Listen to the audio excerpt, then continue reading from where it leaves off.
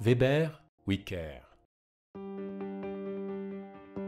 Comment poser un carrelage sur un ancien carrelage au sol? La pose d'un carrelage au sol sur un ancien carrelage peut nécessiter la dépose de l'ancien revêtement suivi d'un ragréage. Dans de nombreux cas, il est plus rapide et plus simple de recouvrir l'ancien carrelage.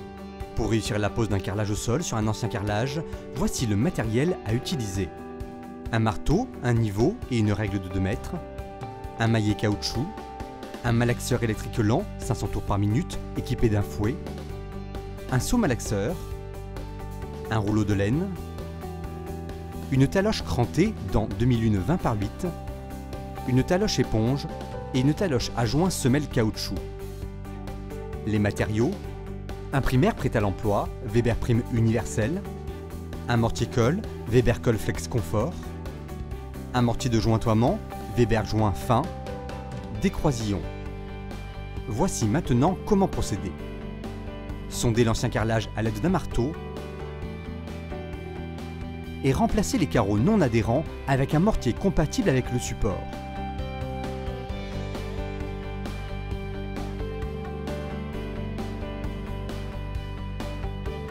Lessiver, rincer et laisser sécher. Agiter, puis appliquer le primaire prêt à l'emploi à l'aide du rouleau de laine. Son application renforcera l'adhérence du mortier-colle sur les carrelages lisses et peu poreux. Veillez à réaliser un film d'une épaisseur régulière, sans manque ni surépaisseur. Croisez la passe. Laissez sécher 45 minutes. Le film devra être sec au toucher.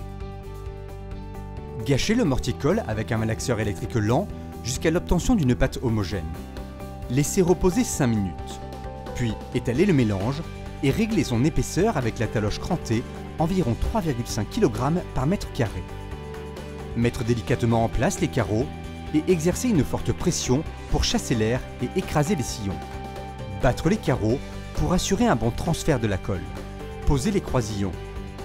Contrôlez régulièrement à la règle les éventuels désaffleurs, les niveaux et les alignements.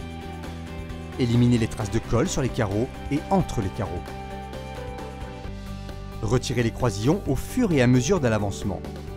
Nettoyez la surface carrelée.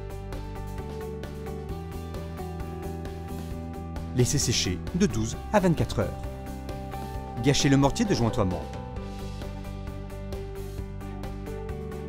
Étalez le mélange en veillant à remplir complètement et soigneusement les joints à l'aide d'une taloche à semelle caoutchouc, lissée en diagonale par rapport aux arêtes des carreaux.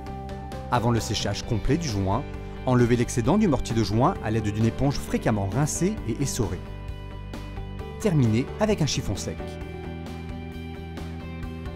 Laissez sécher. Une circulation légère est possible de 8 à 24 heures après la réalisation des joints. Attendre 4 jours pour une occupation normale du local. Nos conseils. Certains mortiers-colle permettent un collage direct sur l'ancien carrelage dépoli sans application préalable d'un primaire d'adhérence. Pour un résultat optimal, il est indispensable de s'assurer de la stabilité et de la solidité du support avant la réalisation des travaux. Dans le cas d'un décollement supérieur à 10% de la surface carrelée, retirez l'ancien carrelage et procédez à un ragréage. Complétez la pose du carrelage par un joint périphérique et la pose des plinthes.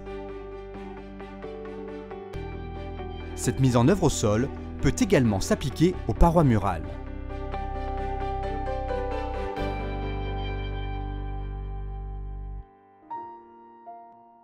Weber, Wicker.